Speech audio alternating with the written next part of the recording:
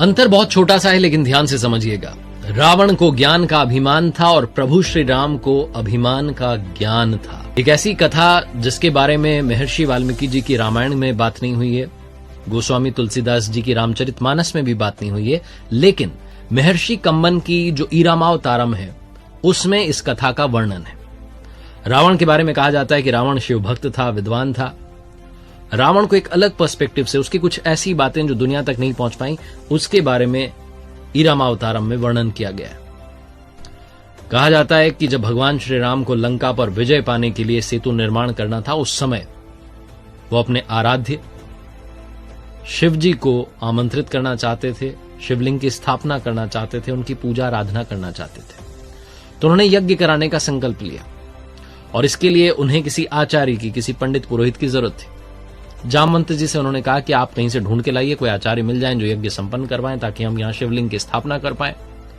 तो जामवंत जी ने कहा कि प्रभु यहां जंगल में, समुद्र तट पर पेड़ पौधे हैं, वन्य जीव हैं, इनके अलावा तो क्या मिलेगा।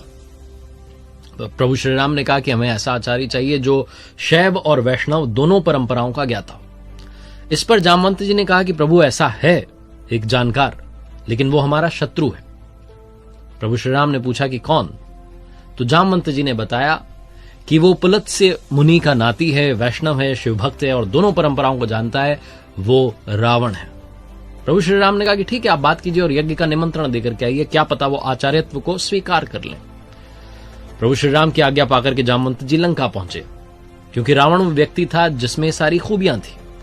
जब रावण को पता लगा कि जामवंत जी लंका आए हैं, तो उसने अपने सैनिकों को आदेश दिया कि उन्हें आदर सहित महल तक लेकर के आया जाए, क्योंकि जामवंत जी के जो पितामह थे वो रावण के पितामह के मित्र थे, इसलिए रावण उनका सम्मान करता था।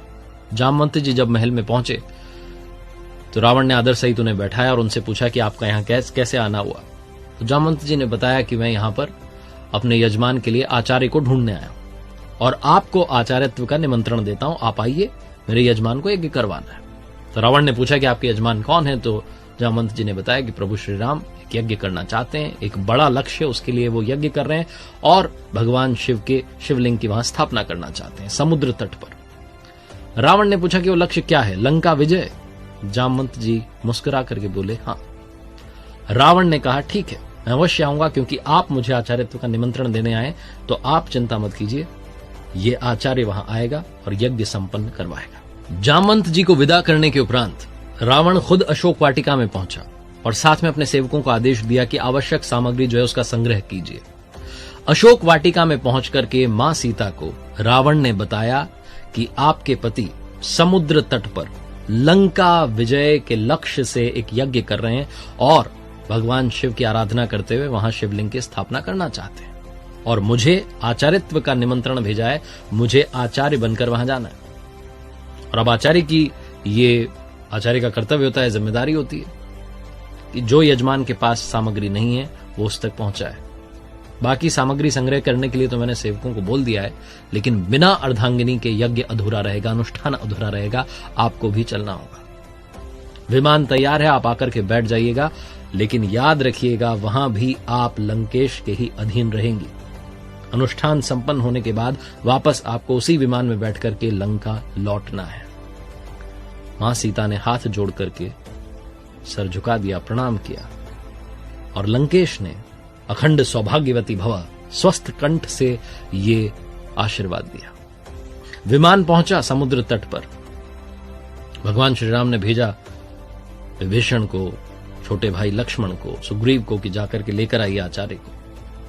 आचार्य जब वहां पहुंचे तो स्वस्थ कंठ से भगवान श्री राम को भी कहा, जो कि उनके यजमान थे, उन्हें कहा लंका विजयी भव, दीर्घायु भव। सब लोग चौंक गए कि लंकेश जो है वो ऐसा आशीर्वाद कैसे दे सकता है। यज्ञ जो था वो शुरू होने को था, अनुष्ठान शुरू होने को था।